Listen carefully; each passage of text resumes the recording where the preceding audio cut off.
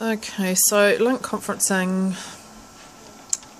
for your students. So the first thing you're going to do is you're going to go into your calendar. This isn't going to be the best video, but we'll just go. So you'll go into your calendar, okay, and then you're going to go to New Appointment, okay, and click on there. Okay, so I'm just going to move over here because I've got a split screen here. Okay, in your subject heading you're going to put whatever your paper name is. So let's just for this one call it MGMT 027.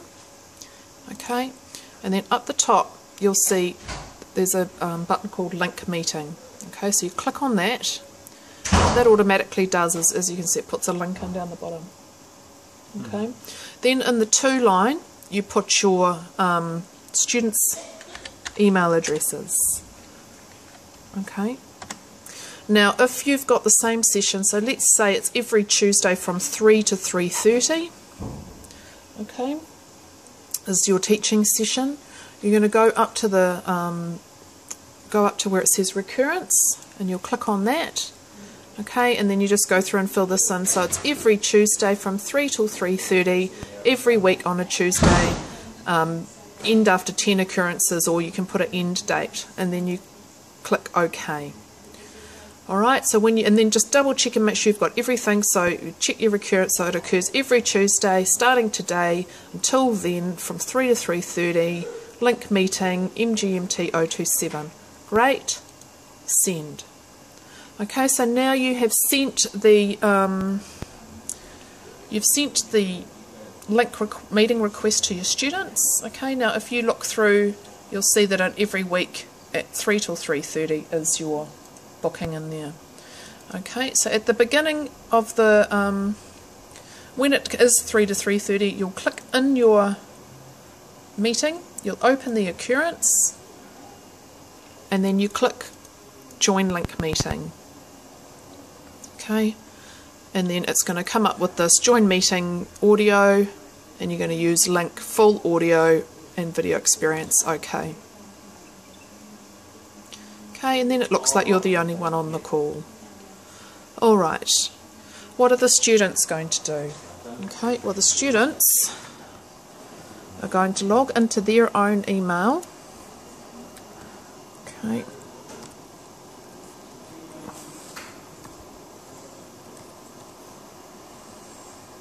Okay, so I'm just logging into my Gmail,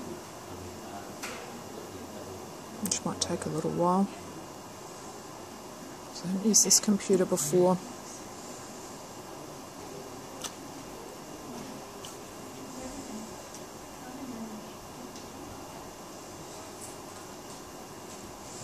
Okay, so the students need to log into their own email, which they can do from home.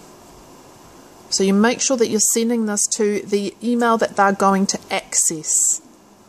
Okay, because it's going to make it a lot easier than sending it to their Lincoln email if they don't use it.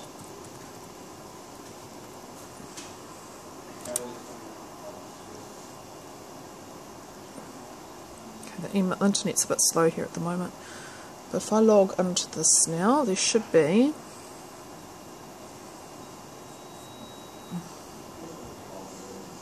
Okay, so now you can see that an email's come in from me saying MGM 027, Management 027, so I know that that's about this paper.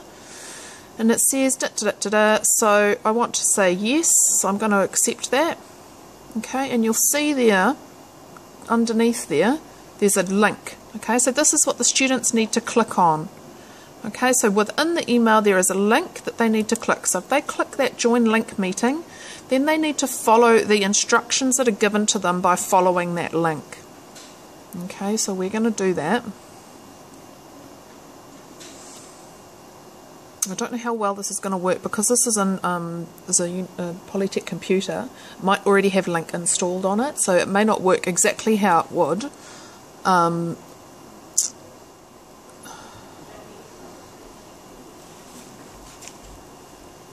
Okay, because this already has Lync installed on it, but as you can see on here, it's got the Lync web app, and then it says, are you a guest to this meeting? Sign in here instead. That's what you want to click on. Okay, that's what the student wants to click on, and then they want to put their student name. So we'll just say my student name is VicB for now. Okay, and then join the meeting. Okay, now they can click here, remember me. They do need to install the plugin and then join the meeting. So what that's going to do is that's going to now connect them to the meeting. So shortly,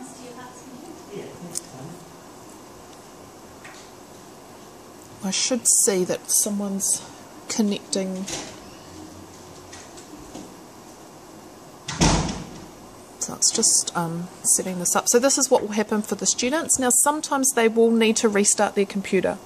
Okay, so they'll need to log into the plugins, install the web app, and then restart their computer before they can actually access.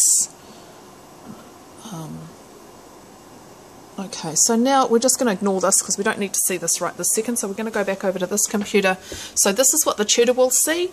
Okay, it says there one person is waiting in the lobby. Yep. Okay, so you need to admit that person. Okay, so now we know that VicB is on the call. Okay. Alright, now what we're going to do is we're going to set up the laptop. Okay, so we've actually already would have done this, but I just want to do this as a... Okay, so when you are connecting a... when you're connecting your projector...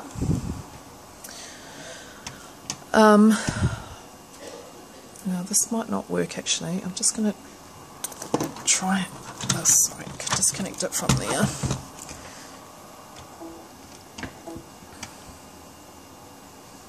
Okay. Where's the mouse?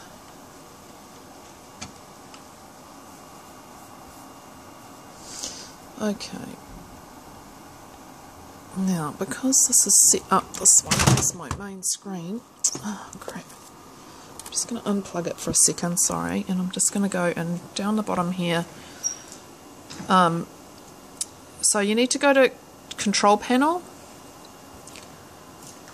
Okay, and then it comes to adjust your computer settings, and you want to go to Display. Okay, and then you want to connect to a projector. Okay, and you want to extend the display. Okay.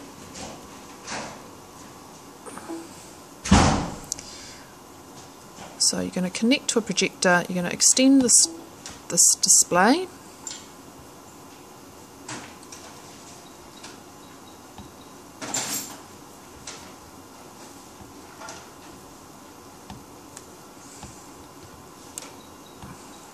If that's not going to work, so you want to make your computer the main display, okay, so that you can see what you're doing. Okay, and then click OK. So now what's happened, I can't really tell because I'm just using the projector as it, but you can see that the projector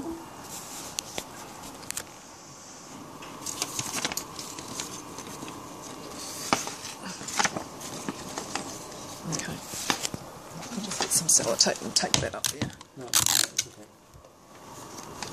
Okay, so that's our screen, just for all intents and purposes for now.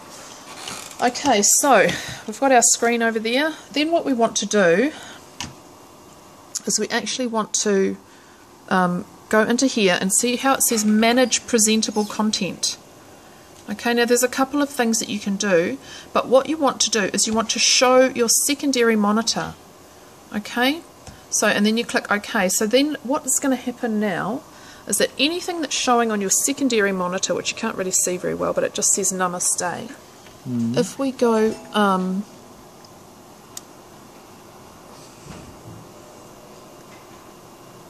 onto this computer, I'm just going to cover that up for a minute because it's very bright.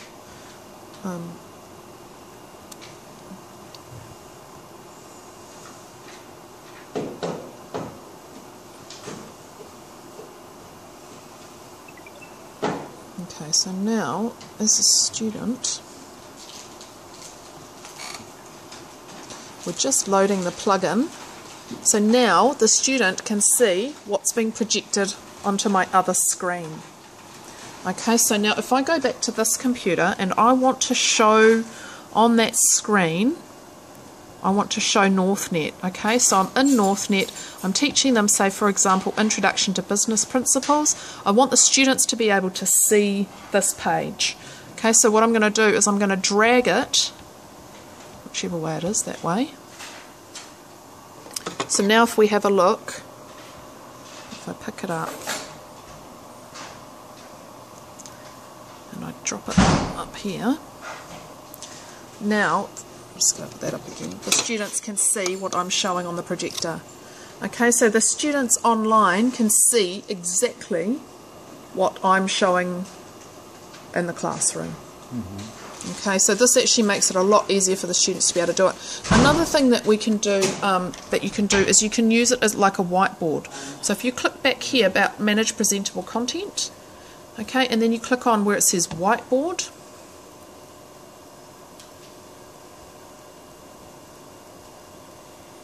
Okay, and then it's actually going to give you a whiteboard. So if you click in here, you can actually start typing. Oops.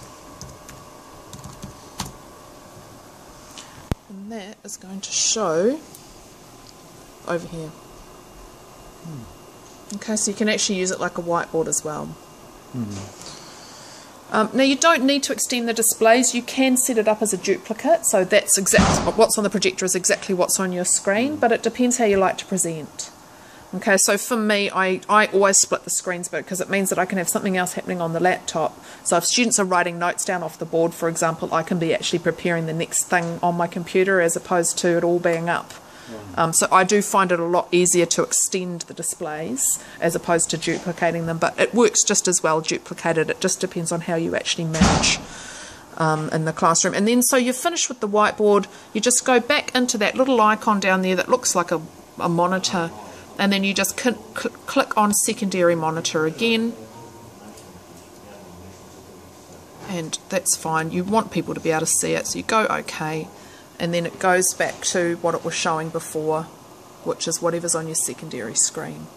Okay, so often for my students, it's the YouTube clips, it's the slideshows, it's the Learn site, or whatever it is showing on the duplicate screen.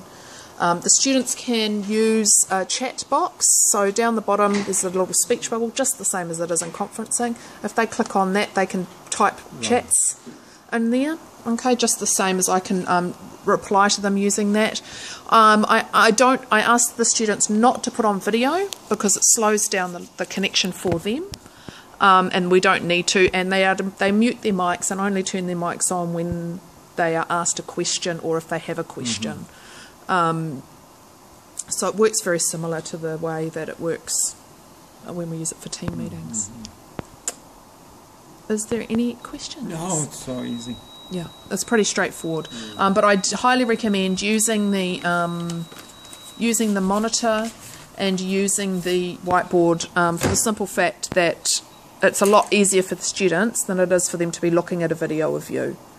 It slows down the streaming, and it actually makes it a lot harder for the students to be able to concentrate in here. They find it a lot easier from the experiments that I've done this semester to actually have the screen up and just be listening, as opposed to seeing you presenting. Right. But it depends on what you're presenting. I mean, if you're wanting, I would suggest that this is used for theory, not for practical. Yeah.